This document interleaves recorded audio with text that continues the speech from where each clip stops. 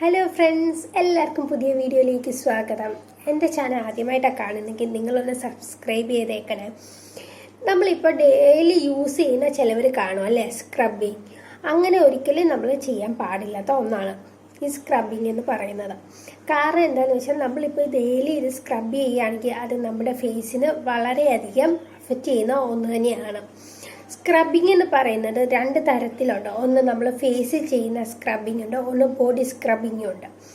ഇത് രണ്ടും നമുക്ക് നല്ലതുമുണ്ട്, അതുപോലെ തന്നെ ദോഷവും ചെയ്യുന്ന ഒന്ന് തന്നെയാണ്. അതായത് നമ്മളിപ്പം ഈ സ്ക്രബിങ് നമ്മൾ ഡെയിലി ചെയ്യാൻ പാടില്ലാത്ത ഒന്നാണ്. ആഴ്ച ഒരു ദിവസം നമ്മൾ സ്ക്രബിങ് ചെയ്യുന്നതാണ് ഏറ്റവും നല്ലത്. അതായത് ഫേസിൽ നമ്മൾ സ്ക്രബിങ് അപ്ലൈ ചെയ്ത് കഴിഞ്ഞതിന് ശേഷം ഒരു റോസ് വാട്ടർ കൊണ്ട് നമ്മുടെ ഫേസ് മസാജ് ചെയ്യുന്നത് നന്നായിരിക്കും. മസാജ് കഴിഞ്ഞതിന് ശേഷം ഏതെങ്കിലും ഒരു ടോണറും കൂടെ അപ്ലൈ ചെയ്യണം.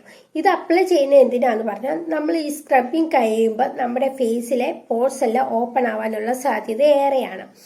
അതുകൊണ്ടാണ് റോസ് വാട്ടർ കൊണ്ട് മസാജ് കഴിഞ്ഞതിന് ശേഷം നമ്മൾ ടോണർ അപ്ലൈ ചെയ്യണമെന്ന് പറയുന്നത്. ഈ ടോണർ അപ്ലൈ ചെയ്യുമ്പോൾ നമ്മുടെ ഓപ്പൺ ആയിട്ടുള്ള പോർട്സ് ഒക്കെ ക്ലോസ് ചെയ്യാനും ഈ ടോണർ ഹെൽപ്പ് ചെയ്യും.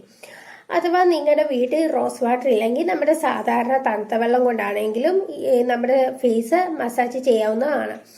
അല്ലെങ്കിൽ നിങ്ങളുടെ വീടുകളിൽ റോസാപ്പൂക്കളുണ്ടെങ്കിൽ അതിൻ്റെ ഇതളുകൾ തലേദിവസം സ്ക്രബ് ചെയ്യുന്നതിൻ്റെ തലേദിവസം എങ്ങാനും വെള്ളത്തിലിട്ട് പിറ്റേ ദിവസം രാവിലെ എടുത്ത് അത് വെച്ച് മസാജ് ചെയ്താലും നമ്മുടെ സ്കിൻ നല്ല ഗ്ലോ ആയിട്ടിരിക്കും. അഥവാ നിങ്ങൾ തലേദിവസം വെള്ളത്തിയിടാൻ റോസാപ്പൂക്കളുടെ ഇതളുകൾ വെള്ളത്തിയിടാൻ മറന്നു പോയെങ്കിലും പിറ്റേ ദിവസം രാവിലെ ആണെങ്കിൽ ഈ ഇതളുകളെല്ലാം എടുത്ത് നമ്മൾ വെള്ളത്തിയിട്ട് ഒരു മീഡിയം ഫ്ലെയിമിൽ അടച്ചു വെച്ച് തിളപ്പിച്ച് കഴിഞ്ഞ് ഇത് ഈ വെള്ളത്തിന്റെ ചൂടാറിയതിന് ശേഷം നമുക്കത് മസാജ് ചെയ്യാവുന്നതാണ്. നമ്മൾ ഫേസിൽ സ്ക്രബിങ് ചെയ്ത് കഴിഞ്ഞതിന് ശേഷം അതിൻ്റെ ഗുണങ്ങളും ഉണ്ട് ദോഷങ്ങളും ഉണ്ടെന്നാണ് ഇനിയും പറയാൻ പോകുന്നത്.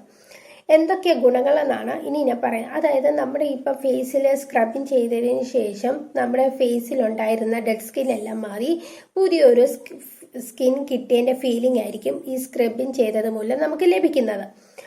അതുപോലെ തന്നെ നമ്മുടെ ഫേസ് ഭയങ്കരമായിട്ട് ഗ്ലോ ആയിട്ട് ഇരിക്കാൻ ഹെൽപ്പ് ചെയ്യുന്നു. പിന്നെ ഫേസ് എന്ന് പറയുന്നത് സോഫ്റ്റ് ആൻഡ് സ്മൂത്ത് ആകുന്നു. അതുപോലെ തന്നെ സൺ ടാൻ ഇല്ലാതാക്കുന്നു. സൺ ടാൻ ഇല്ലാതാക്കണമെങ്കിൽ നമ്മൾ ഈ സ്ക്രബിങ് ചെയ്യണമെന്നില്ല. പകരം നമ്മുടെ തക്കാളി രണ്ടായിട്ട് മുറിച്ച് ഇച്ചിരി ചെറിയ രീതിയിൽ നമ്മുടെ പഞ്ചസാരയും കൂടി ഇട്ട് നമ്മുടെ സ്കിന്നിൽ മസാജ് ചെയ്യുന്നത് സൺ ടാൻ ഇല്ലാതാക്കാൻ ഹെൽപ്പ് ചെയ്യുന്നു. അതുപോലെ തന്നെ നമ്മുടെ തൈരും ഫേസിൽ അപ്ലൈ ചെയ്ത് മസാജ് ചെയ്യുന്നതിന് സൺ ടാൻ ഇല്ലാതാക്കാൻ ഹെൽപ്പ് ചെയ്യുന്നു. അപ്പം സ്ക്രബിങ് കൊണ്ട് മാത്രമല്ല നമ്മുടെ ഈ തക്കാളി കൊണ്ടാണെങ്കിലും തൈര് കൊണ്ടാണെങ്കിലും സൺ ടാൻ ഇല്ലാതാക്കാൻ നല്ല രീതിയിൽ സഹായിക്കുന്ന ഒന്ന് തന്നെയാണ്. പിന്നെ ഇത് പറയാൻ നമ്മുടെ ഫേസിലെ ബ്ലഡ് സർക്കുലേഷൻ ഇൻക്രീസ് ചെയ്യുന്നു.